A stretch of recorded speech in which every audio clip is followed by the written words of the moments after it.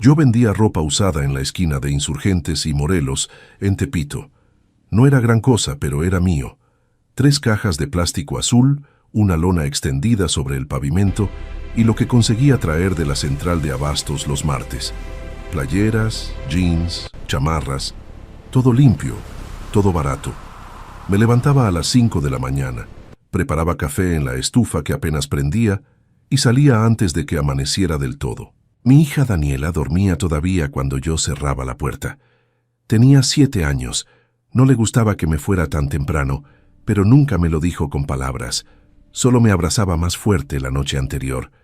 El callejón estaba a mi espalda, siempre lo estuvo. Un pasillo angosto entre 2 edificios viejos, sin salida, lleno de basura y grafitis. La gente lo usaba de baño, de escondite, de lo que fuera.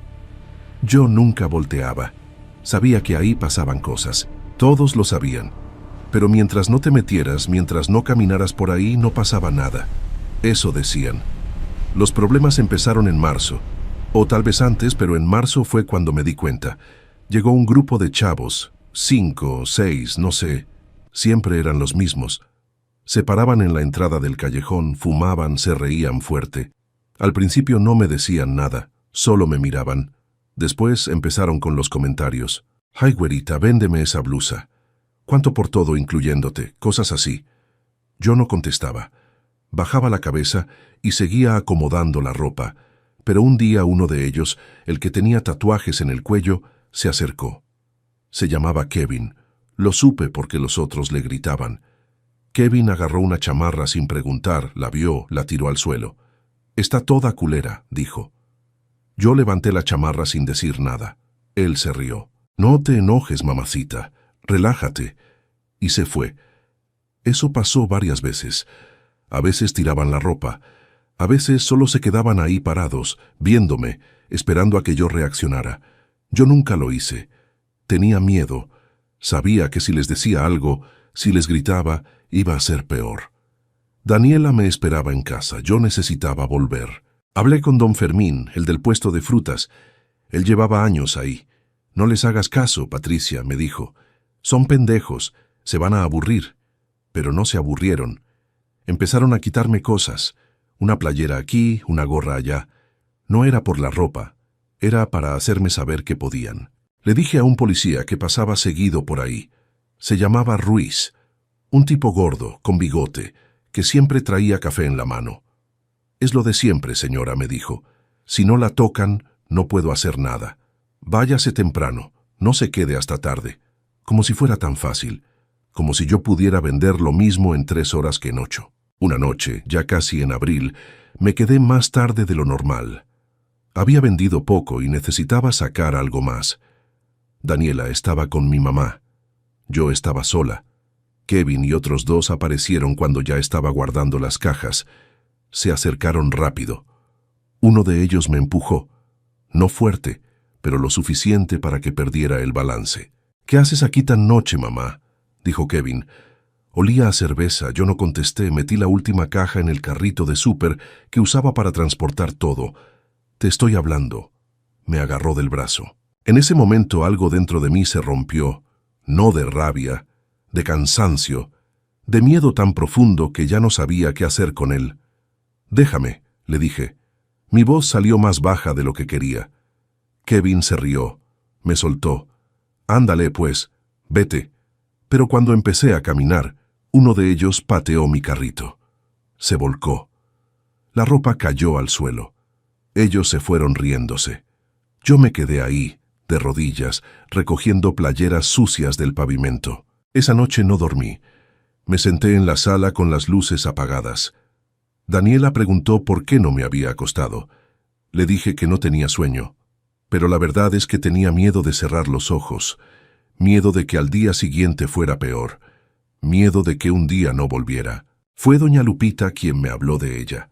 Vivía en el edificio de al lado, en un departamento pequeño lleno de veladoras y santos. Yo la conocía de vista. A veces me compraba cosas. Un día me vio llorando mientras guardaba mi mercancía. Se acercó. «Ven», me dijo. «Sube un momento». No quería, pero algo en su voz me hizo seguirla. Subimos 2 pisos. Su casa olía a incienso y a cera. En la pared del fondo había un altar. No era de la Virgen, era de ella. La Santa Muerte, una figura grande, vestida de blanco, con la guadaña en una mano y el mundo en la otra. Tenía flores frescas a los pies, veladoras encendidas, un vaso con agua, monedas. No tienes que creer, dijo doña Lupita, solo tienes que hablarle. Yo no supe qué decir, nunca había sido muy religiosa. Mi mamá sí, pero yo no. Doña Lupita prendió una veladora nueva. Pídele protección, nada más. No le pidas que les haga daño, eso trae consecuencias. Solo pídele que te cuide. Me quedé ahí parada viendo la figura. Los ojos eran solo huecos negros, pero sentía que me veían. Doña Lupita salió de la sala.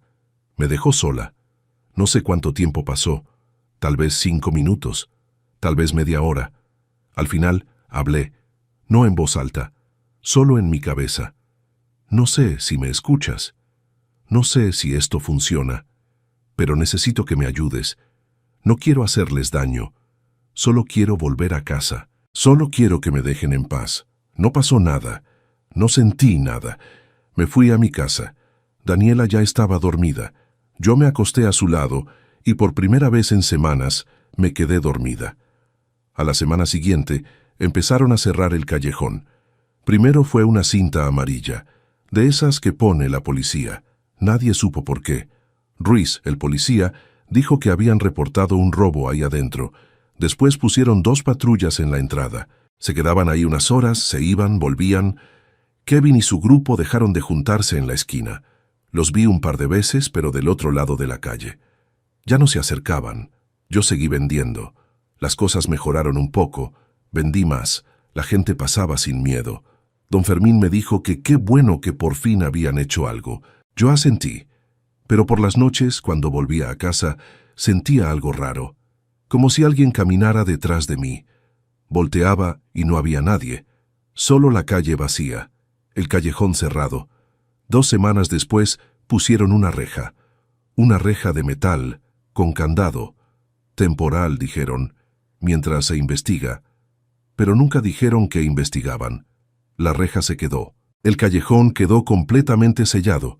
Yo ya no escuchaba ruidos de ahí adentro. Ya no olía a basura. Era como si ya no existiera, pero entonces empezaron los pasos. Al principio pensé que era mi imaginación.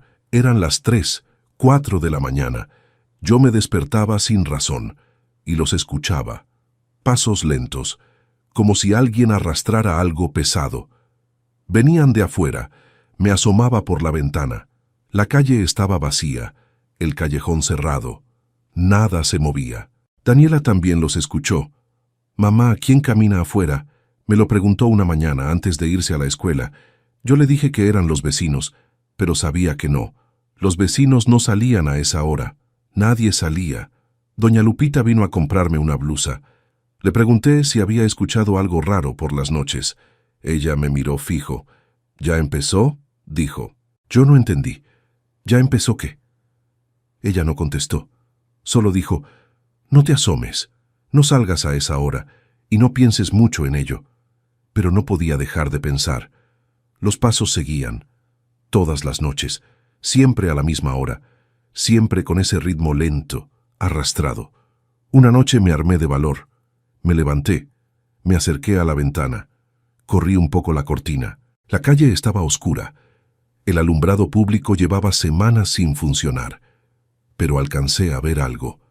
Una sombra, alta, parada frente a la reja del callejón. No se movía, solo estaba ahí, quieta, viendo hacia adentro. Cerré la cortina de golpe. El corazón me latía tan fuerte que sentía que me iba a salir del pecho. Me metí a la cama. Daniela dormía profundo. Yo no dormí en toda la noche. Al día siguiente, Ruiz estaba en la esquina. Me acerqué. «¿Ha visto algo raro en el callejón?», le pregunté. Él frunció el ceño, como que, no sé, como alguien parado ahí. Ruiz me miró como si estuviera loca. «Está cerrado, señora. Nadie puede entrar». «Ya sé, pero…». No supe cómo explicarlo. Él suspiró. «Mire, señora Patricia, El callejón está cerrado porque encontraron unas cosas raras ahí adentro. Nada grave, pero está cerrado. No se preocupe. ¿Qué cosas raras? Él no contestó. Solo se fue. Yo me quedé ahí parada viendo la reja. Tenía un candado grueso. Nadie podía abrirlo, pero sentía que algo estaba del otro lado. Algo que veía hacia afuera. Kevin dejó de aparecer. Después me enteré de que se había ido del barrio. Uno de sus amigos también. Los otros dos se cambiaron de zona. Don Fermín me dijo que le habían dicho que ya no se sentían seguros ahí. Qué bueno que se fueron, dijo. Yo no dije nada, pero los pasos no se fueron. Seguían ahí. Todas las noches. A veces me despertaba y ya los estaba escuchando. Otras veces estaba despierta y de pronto comenzaban. Siempre lo mismo.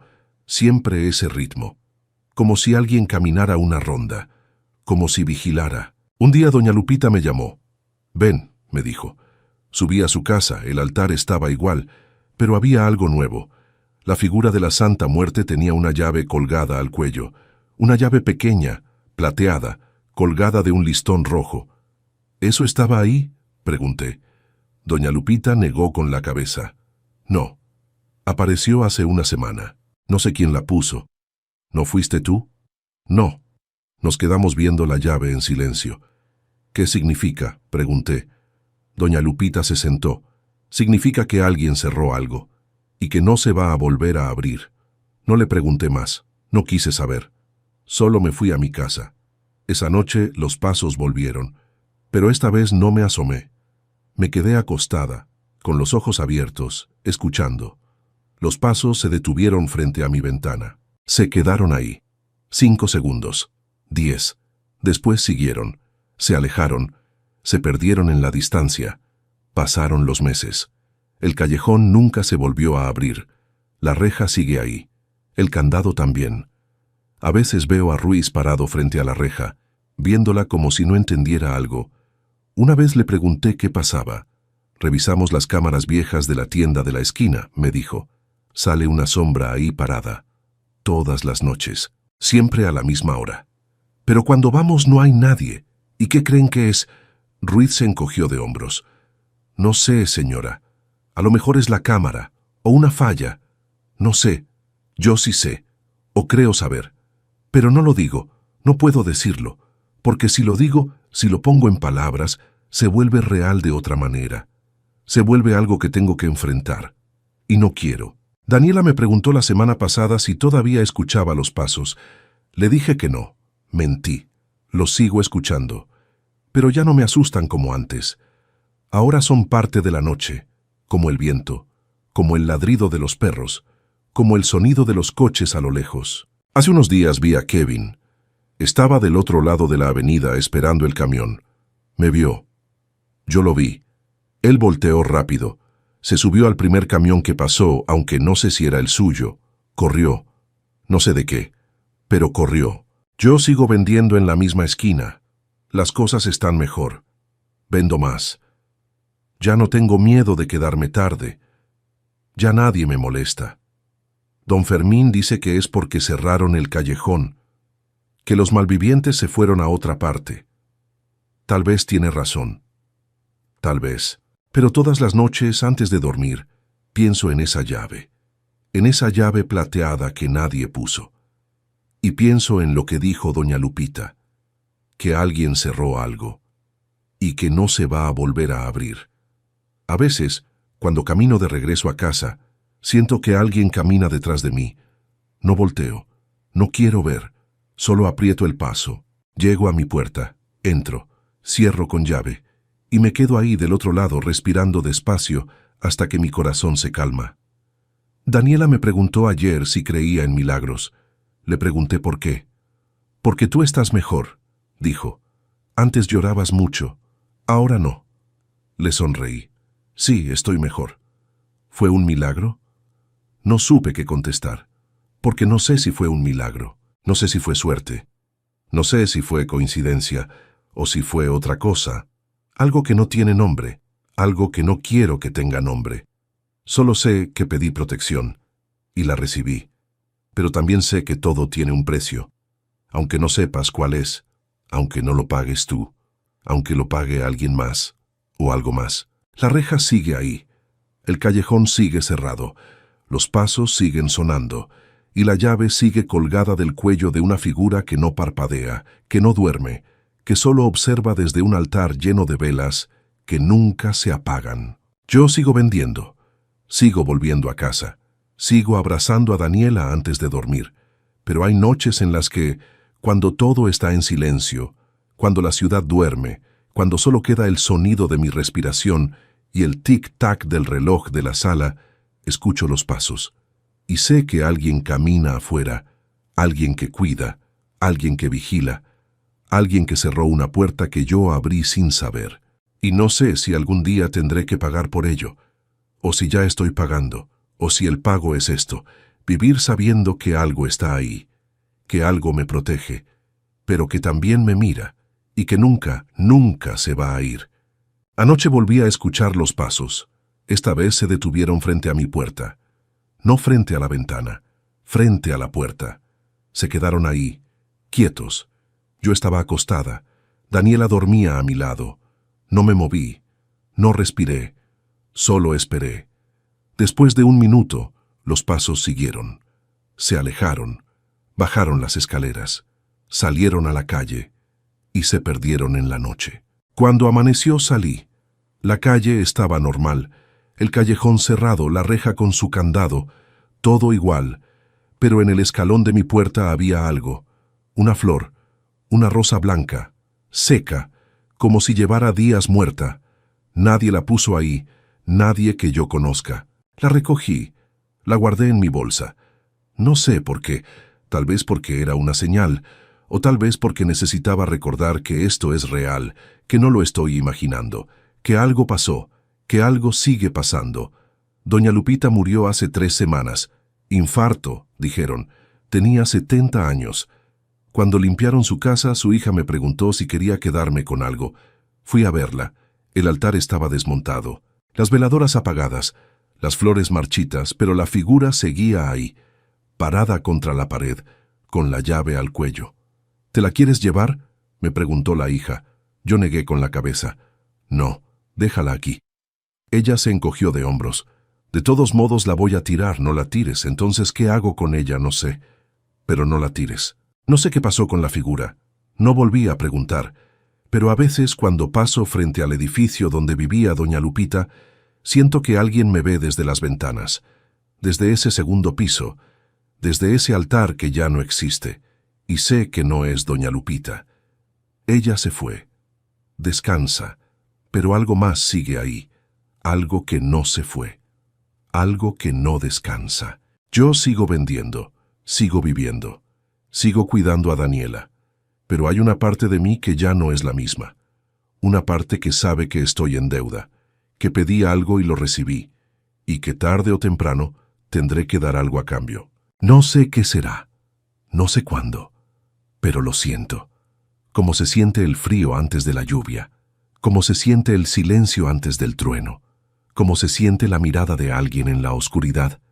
Y cada noche, cuando los pasos suenan afuera, cuando Daniela duerme y yo me quedo despierta, me pregunto si algún día esos pasos van a detenerse frente a mi puerta, y si esta vez no se van a ir. Pero hasta ahora solo caminan, solo vigilan, solo cuidan, y yo solo espero, y agradezco y tengo miedo, porque hay cosas peores que no estar protegida, hay cosas peores que el peligro, como estar protegida por algo que no entiendes, por algo que no ves, por algo que nunca pediste con palabras pero que vino de todos modos, y que ahora no se va a ir, nunca. Nunca había creído en nada de eso, ni en santos, ni en vírgenes, ni en nada que tuviera que ver con altares o veladoras.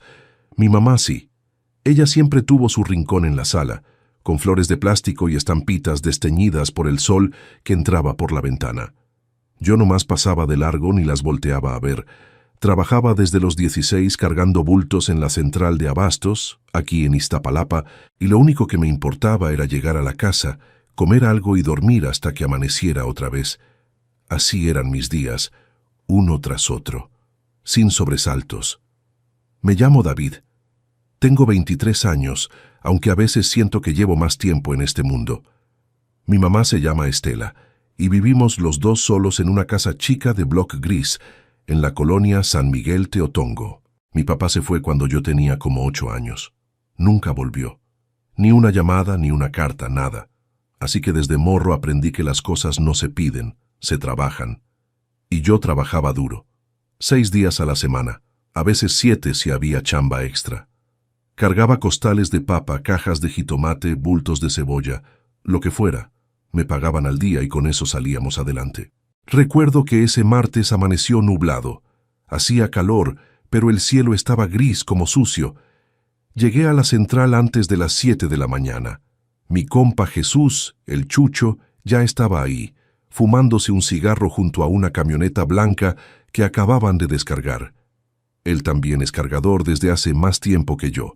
Tiene como 32 años y siempre trae puesta una gorra roja de los diablos, toda manchada de tierra. «Órale, David, ya llegó el güerito», me dijo con esa sonrisa suya medio chueca. «Tenemos chingo de jale hoy.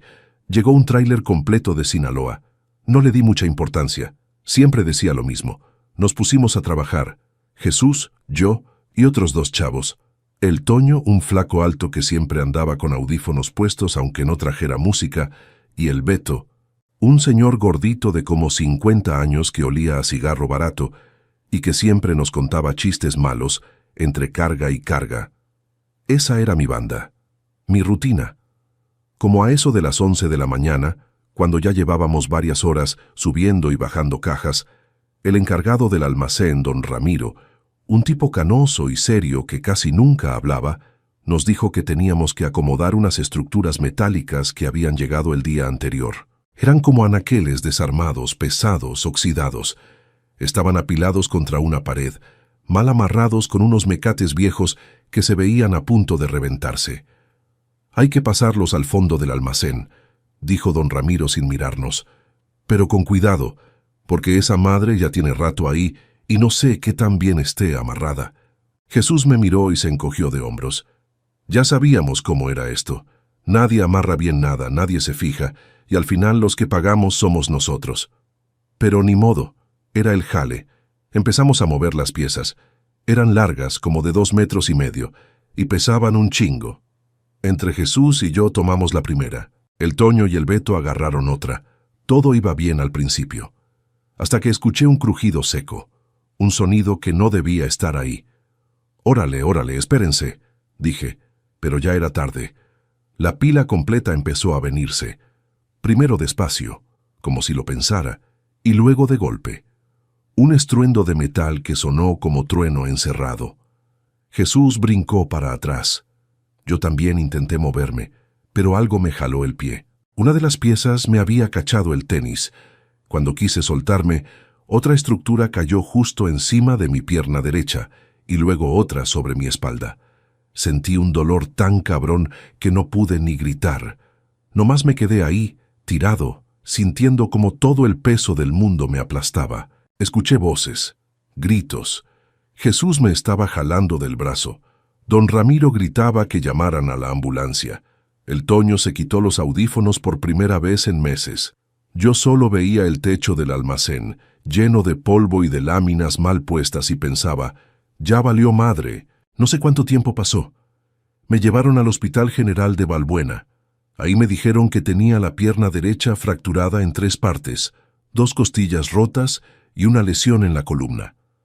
El doctor que me atendió era un tipo joven, con lentes y cara de cansado. Se llamaba Jorge. Me habló como si yo ya supiera lo que venía. «Vas a necesitar cirugía, 2, tal vez 3, y aún así no puedo garantizarte que vuelvas a caminar normal. Depende de cómo responda tu cuerpo. Pero siendo honesto contigo, muchacho, está cabrón». Mi mamá estaba ahí, sentada en una silla de plástico junto a mi cama. No lloraba, pero tenía los ojos rojos, hinchados. Me apretaba la mano cada rato, como si quisiera asegurarse de que yo seguía ahí. Me operaron al día siguiente. Y luego otra vez 2 semanas después. El dolor era constante. No se iba ni con las pastillas que me daban. Y lo peor no era eso. Lo peor era saber que quizá nunca iba a volver a cargar nada, que mi vida tal y como la conocía se había acabado en un segundo. por un pinche mecate mal amarrado. Pasé casi un mes en el hospital. Mi mamá iba todos los días. A veces llegaba Jesús, me traía tacos de canasta y me contaba chismes de la central. El Toño fue una vez, me dejó unos dulces y se fue sin decir mucho. El Beto nunca apareció. Don Ramiro tampoco. Cuando por fin me dieron de alta, volví a la casa en silla de ruedas. Tenía un yeso en la pierna que me llegaba hasta la cadera y no podía moverme sin ayuda. Me sentía inútil, un estorbo. Mi mamá tuvo que dejar su trabajo de limpieza en unas oficinas para cuidarme. Vivíamos de lo poco que había ahorrado y de lo que Jesús nos pasaba cuando podía. Una noche, como a las 2 de la mañana, me desperté porque escuché a mi mamá hablando sola en la sala. Me arrastré en la silla hasta la puerta de mi cuarto y la vi ahí, arrodillada frente a un altar que nunca había visto antes. No era el de siempre. Este era diferente. Había una figura que no reconocí al principio. Era como un esqueleto vestido con una túnica larga. Tenía una guadaña en una mano y un globo terráqueo en la otra. La cara era de calavera, con cuencas vacías que parecían mirarme aunque no tuvieran ojos. «Ayúdalo, por favor», decía mi mamá entre sollozos. «No te pido para mí, te pido para él, que vuelva a caminar, que vuelva a trabajar, que no se quede así». Tenía 2 veladoras prendidas frente a la figura, una negra y una roja. El humo subía en espirales lentas y el olor a parafina llenaba la sala. Yo me quedé ahí, callado, viéndola llorar. No le dije nada. No quería que supiera que la había escuchado. Al día siguiente no le pregunté nada. Ella tampoco me dijo nada. La figura seguía ahí, en su rinconcito, con las veladoras a medio consumir. Las semanas pasaron. Empecé a ir a rehabilitación en un centro de salud que quedaba cerca. La terapeuta, una señora gorda y amable que se llamaba Lupita, me decía que tenía que esforzarme, que poco a poco iba a mejorar. Pero yo no veía avances. Apenas podía mover los dedos del pie. El dolor seguía ahí punzante, constante. Y entonces de la nada algo cambió. Fue como 3 semanas después de que salí del hospital. Me desperté una mañana y sentí menos dolor. No se había ido, pero era distinto, menos agudo, menos pesado. Intenté mover la pierna y, para mi sorpresa, pude doblar un poco la rodilla. No mucho, pero algo. Le dije a mi mamá y ella casi se pone a llorar de felicidad. «Es un milagro, mijo», decía. «Es un milagro». Yo no creía en milagros, pero tampoco podía explicarlo. En la siguiente cita, el doctor Jorge revisó mis placas y se quedó callado un buen rato. Luego me miró con cara de confusión. «No lo entiendo», dijo. «El hueso está soldando más rápido de lo esperado y la lesión en la columna parece que está respondiendo. No debería estar pasando esto». «¿Es malo?», le pregunté. «No, es raro, muy raro, pero no es malo». Seguí mejorando, cada día un poco más. En un mes ya podía pararme con muletas. En 2 caminaba despacio, cojeando, pero caminaba. Los doctores no lo podían creer. Mi mamá decía que era la voluntad de Dios. Jesús decía que yo era un pinche toro. Yo nomás asentía, pero por dentro sabía que algo no cuadraba. Volví a trabajar como a los 4 meses del accidente. No al mismo ritmo, pero volví. Don Ramiro me dio chamba más ligera, cosas que no requirieran tanto esfuerzo. Yo estaba agradecido, supongo, o eso pensaba. Fue entonces cuando empezaron los sueños. La primera vez no le di importancia. Soñé que estaba en mi cuarto, acostado en mi cama, mirando el techo. Todo estaba oscuro. Podía escuchar el sonido de los perros de la calle, los carros pasando a lo lejos, el zumbido del refrigerador viejo de la cocina. Todo normal, hasta que sentí que alguien más estaba ahí. No lo vi, pero lo sentí. Una presencia a los pies de mi cama, como si alguien estuviera sentado ahí viéndome. No me moví, no pude. Y entonces escuché una voz, baja, rasposa, ni de hombre ni de mujer. 1. Me desperté de golpe, sudando frío. Miré a los pies de la cama. No había nadie, pero juro que podía sentir el peso de alguien en el colchón, la forma hundida de las cobijas. Le eché la culpa a las pastillas para el dolor. A veces me dejaban medio atontado, con sueños raros. Pero volvió a pasar, la noche siguiente, y la siguiente, siempre lo mismo, oscuridad, silencio, y luego esa presencia, y esa voz contando, 2, 3, 4.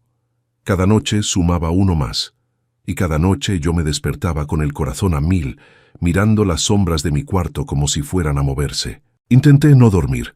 Me quedaba despierto hasta tarde viendo videos en mi celular, leyendo cualquier cosa, pero siempre terminaba cayendo, y siempre, siempre, estaba esa voz. 5. Le pregunté a mi mamá si ella había escuchado algo raro en las noches. Me dijo que no, que dormía bien. Le pregunté si las veladoras del altar se habían terminado. Me miró extrañada. ¿Cuáles veladoras? ¿Las que prendiste? Las negra y la roja. Se puso pálida. Ay, mijo, se me olvidó apagarlas. Se consumieron solas. ¿Y diste las gracias?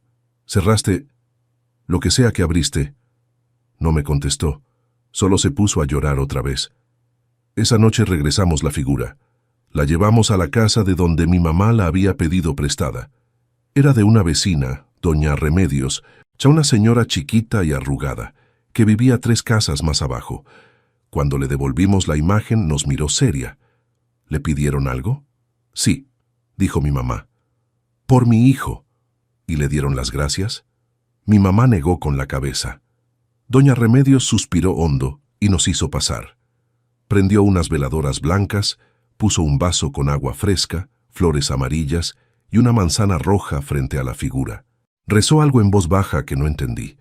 Luego nos dijo que nos fuéramos en silencio, sin voltear atrás. Esa noche dormí profundo por primera vez en semanas. Pensé que todo había acabado, pero cuando volví a soñar, la voz seguía ahí. 7. Y ahí se detuvo. En el número 7. No siguió. No retrocedió. Solo 7. Una y otra vez. Pasaron los días y el sueño no volvió. Pero algo cambió en mí. Empecé a notar cosas que antes no veía. Altares en las esquinas, en las tiendas, en las casas de la gente. Figuras vestidas de colores, con velas, con flores, con ofrendas. Y cada vez que pasaba cerca de uno sentía un escalofrío, como si alguien me reconociera, como si supieran mi nombre. Una tarde, caminando por la avenida Ermita Iztapalapa, vi un altar grande en la entrada de una casa. Tenía veladoras de todos colores, botellas de tequila, cigarros prendidos, monedas apiladas, y en el centro, esa misma figura, la túnica, la guadaña, la calavera. Me detuve sin querer, y juro que las cuencas vacías me miraron. No se movieron, no tenían ojos, pero me miraron. Desde entonces evito pasar por ciertos lugares, no por miedo exactamente, sino porque sé que ahí hay algo que me conoce, algo que estuvo presente cuando estuve tirado bajo esas estructuras de metal, algo que escuchó el llanto de mi mamá, aunque ella nunca haya dicho las palabras correctas, algo que me contó hasta 7 y que por alguna razón decidió detenerse ahí. No sé qué significa el número 7, no sé si fue un plazo, una advertencia o simplemente un recordatorio. No quiero saberlo, la verdad. Jesús me preguntó hace unos días si estaba bien. Le dije que sí, que solo estaba cansado. Me miró con esa sonrisa chueca suya y me dio una palmada en la espalda. Eres un cabrón con suerte, David. Deberías estar muerto o en silla de ruedas. Y mírate, aquí andas otra vez, chambeando. Le sonreí, pero no le dije que no creo que haya sido suerte. La suerte no cuenta. La suerte no se sienta a los pies de tu cama en la oscuridad. La suerte no te mira desde los altares de las esquinas. A veces, cuando estoy solo en mi cuarto, me pregunto si mi mamá hizo bien, si valió la pena. Yo volví a caminar, sí, volví a trabajar, pero siento que algo quedó pendiente, algo que no se cerró, algo que todavía me debe, o que yo le debo. Hay noches en las que me despierto y miro a los pies de mi cama, esperando ver esa forma sentada ahí otra vez. Pero no hay nada, solo el colchón hundido, las cobijas arrugadas y ese silencio espeso que parece respirar. Y entonces recuerdo la voz, 7, y me pregunto si algún día seguirá contando. Hay cosas que uno aprende a no decir en voz alta, no porque no sean ciertas, sino porque una vez que las dices, ya no puedes fingir que no pasaron. Eso me lo enseñó mi tío Refugio cuando yo era chico, allá en Iztapalapa, y tardé muchos años en entender que tenía razón. Él nunca explicaba por qué. Solo decía, hay cosas que se quedan en el cuerpo y salen por la boca cuando menos las necesitas. Yo me llamo Raúl Jiménez Contreras. La gente del tianguis me llama el güero, aunque tampoco soy tan güero, solo tengo los ojos claros del lado de mi madre, y eso bastó para que el apodo me siguiera desde los 11 años. Llevo vendiendo en Tepito desde los 23, primero con mi cuñado Bernardo, en el pasillo de los discos piratas, luego solo, con ropa, con zapatos de segunda, con lo que fuera. El barrio te enseña a moverte rápido, a leer las caras, a saber quién te va a comprar y quién nada más está viendo. Tepito no es el lugar que pintan en las noticias. Es un mundo con sus propias reglas, sus propias deudas, sus propios muertos y sus propios silencios. La cosa empezó unos 3 meses antes de que yo encontrara el puesto. Eso lo sé ahora. En ese momento no tenía manera de saberlo. Había perdido casi todo en una misma semana. Primero el decomiso. Llegaron los de la delegación un martes por la mañana, sin aviso, y me levantaron 3 cajas de tenis que yo tenía casi pagadas con el mayorista. No era la primera vez que pasaba algo así, pero siempre había podido recuperarme. Esta vez no, porque encima de eso, el dinero que guardaba con doña Esperanza Cruz, que era mi vecina del pasillo desde hacía 5 años y me cuidaba el efectivo cuando yo no podía ir al banco, ese dinero desapareció junto con ella. Se fue un domingo. Nadie supo a dónde. Su hija Lorena me dijo que no sabía nada, que su mamá le había dicho que iba a ver a una hermana en Puebla, y ya no regresó. Doña Esperanza se llevó 11,000 pesos míos. No eran todos mis ahorros, pero sí eran el dinero que yo necesitaba para volver a surtirme. Y después vino el problema con don Macario. Don Macario Velázquez era el hombre que controlaba 2 de los pasillos principales. No era ningún capo, no se vayan a imaginar cosas. Era un señor de 60 y tantos años, con bigote canoso y una cadena de oro que le llegaba al esternón, que cobraba una cuota semanal por dejarte usar el espacio. Yo le debía 3 semanas. Él me las recordó frente a otras personas. Me dijo, con esa voz suave que tiene la gente cuando quiere que el miedo te entre sin que se noten, que si el viernes no tenía su dinero, iba a tener que buscar dónde vender, porque él iba a necesitar ese espacio. Salí del pasillo ese día con 42 pesos en la bolsa y sin saber cómo iba a comer la semana. Me senté en los escalones de una ferretería cerrada y me quedé mirando el suelo. No lloré. No soy de los que lloran fácil, pero sí sentí algo que no sé describir bien. Una especie de vaciedad que no era tristeza, sino algo más hondo, como si el piso debajo de mí también se hubiera ido. Esa noche no dormí bien. Me quedé en casa de mi amigo Constantino Bravo, que vive en una vecindad sobre la calle Peralvillo, cerca del metro. Constantino es de esos amigos que no hacen muchas preguntas. Me puso un plato de frijoles en la mesa, me dio una cobija y no dijo nada. Lo agradezco hasta hoy. Fue él quien me habló del local. No en esa misma noche, sino como una semana después cuando yo ya andaba buscando cualquier cosa, cualquier trabajo, lo que fuera. Me dijo que había un pasillo en la parte trasera del mercado, sobre la calle Toltecas, donde había quedado un local cerrado hace meses. Nadie lo quería porque le habían sacado mala fama. No me explicó bien por qué. Solo dijo, dicen que ahí murió alguien o que pasó algo, no sé. La gente no quiere estar cerca. Fui a verlo una tarde. El pasillo olía a humedad y a cartón mojado. Era uno de esos espacios que la ciudad genera solos, entre edificios que llevan décadas sin hablar entre sí. El local estaba al fondo, detrás de una cortina metálica oxidada a medias. Era pequeño, quizá 1,5 metros de ancho, suficiente para poner una mesa y colgar algunas cosas. Por las noches debía quedar completamente oscuro. No sé por qué entré. Levanté la cortina un poco y me agaché para pasar. Adentro olía distinto. No a encierro, sino a algo que no puedo nombrar bien. Como incienso muy viejo, o como flores que ya se secaron pero dejaron algo en el aire. En el rincón del fondo, casi pegada a la pared, había una imagen pequeña. No la vi bien al principio porque la luz era poca. Me acerqué. Era una figurita de barro o yeso, no más alta que un frasco de agua, una figura con hábito, con una guadaña pequeña, con calavera.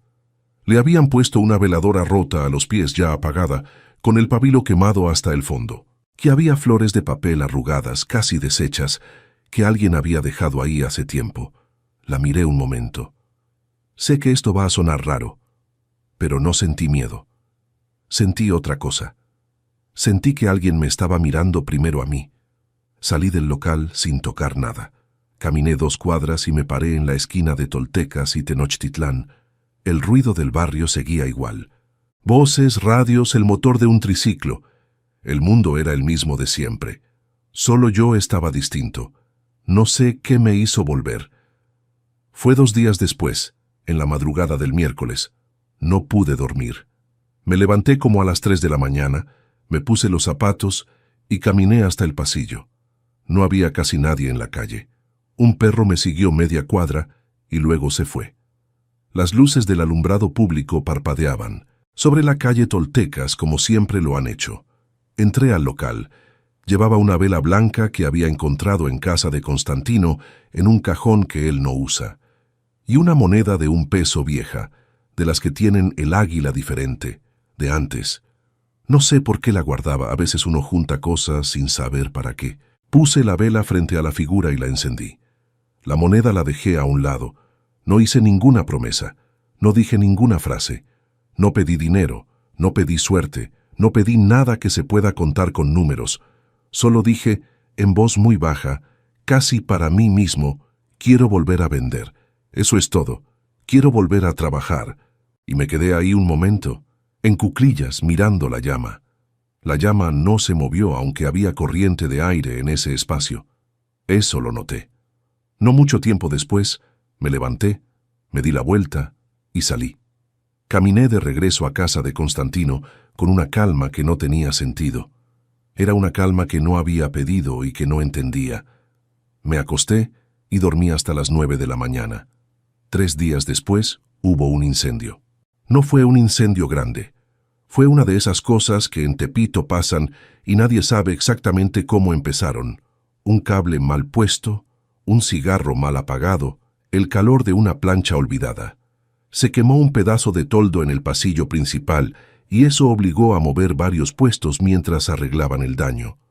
El espacio donde yo siempre había intentado vender, el que don Macario me tenía bloqueado desde hacía meses, quedó libre por la reorganización. Nadie lo quería. Los otros vendedores decían que quedaba raro, que no había suficiente paso de gente, que el ángulo no servía. Yo no sé si tenían razón. Lo que sé es que pedí el espacio esa misma tarde y don Macario, sin casi mirarme, me dijo que sí. ¿No? Preguntó por las semanas que le debía. No preguntó nada. Me dijo el precio de la nueva semana y punto. Surtí con lo poco que me prestó Constantino, una bolsa de ropa de mezclilla, pants, algunas camisas. Armé el puesto el jueves por la mañana. Para el domingo por la tarde había vendido casi todo. Así, sin más. No lo pensé demasiado en ese momento. Me dije que era el espacio, que tenía mejor ubicación de lo que creía, que había tenido suerte con el inventario. Me dije todo lo que uno se dice cuando algo bueno pasa y no quiere buscarle más. Lo que empezó a inquietarme fue otra cosa. La primera vez que lo noté fue el viernes de esa misma semana. Cerré el puesto como a las 7:30. Enrollé la cortinilla metálica, acomodé las cajas, apagué el foco de extensión que colgaba del tubo de arriba. Quedé satisfecho porque había sido un buen día.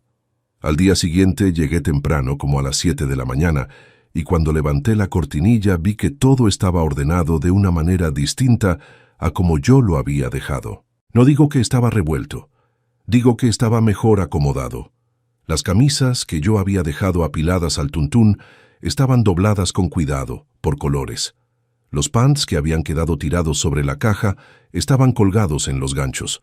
Las bolsas vacías estaban amontonadas en un rincón de manera que no estorbaban.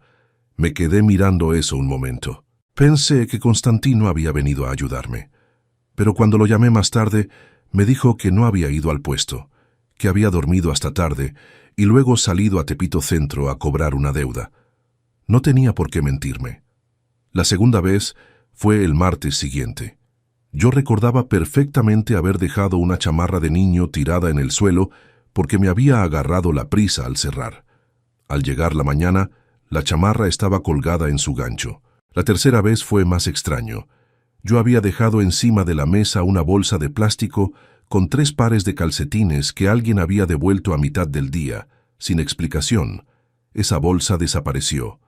No es que la encontrara en otro lado. Desapareció. Y en su lugar había un puño de flores de cempasúchil secas, como las que se usan en los altares, apiladas con cuidado sobre la mesa.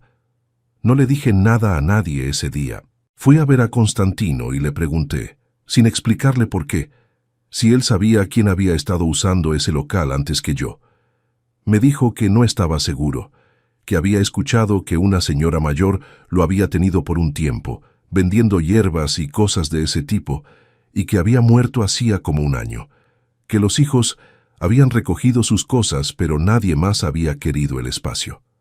Le pregunté si sabía cómo había muerto. Me dijo que no. Esa semana empecé a notar otras cosas, pequeñas, difíciles de explicar sin sonar como loco. Por ejemplo, a cierta hora de la tarde, como entre las 5 y las 5:30, el pasillo se quedaba en un silencio que no correspondía con el ruido de afuera. Era como si algo absorbiera el sonido por unos segundos, no todos los días, pero sí varias veces. Y en esos momentos yo sentía un frío particular, no el frío del aire, sino el frío que viene de adentro, del pecho, sin causa. Otro ejemplo, el espejo. Yo tenía colgado en el puesto un espejo pequeño, rectangular, de esos de baño, que usaba para que los clientes vieran cómo les quedaba la ropa. Era un espejo común, pero empecé a evitar mirarlo al final del día, cuando ya apagaba el foco y solo quedaba la luz de afuera. No fue una decisión consciente. Simplemente dejé de mirar hacia ese lado cuando cerraba. No sé bien qué fue lo que vi una de esas noches, o si vi algo. El cerebro es muy bueno inventando cosas cuando tiene miedo, y también es muy bueno negando cosas cuando no quiere tener miedo. Lo que sé es que una noche, cuando iba a enrollar la cortinilla, miré el espejo por accidente y me pareció que detrás de mí había alguien parado. No una figura clara, solo una forma. Un volumen oscuro que no correspondía con nada de lo que había en ese espacio. Me di vuelta inmediatamente, no había nadie. No, salí del puesto, jalé la cortinilla, la aseguré con el candado y caminé sin voltear. Esa noche no dormí. Me quedé acostado con los ojos abiertos, escuchando los sonidos de la vecindad, el goteo de una llave, los pasos de alguien en el piso de arriba, el ladrido lejano de un perro. A la mañana siguiente fui al puesto. Sobre la mesa había una vela nueva, blanca, sin encender. Yo no la había puesto ahí. Me senté en la silla del puesto por un momento, con esa vela en la mano, y traté de pensar con claridad. Me dije, alguien entró. Me dije, tiene que haber una explicación. Me dije, el candado estaba puesto.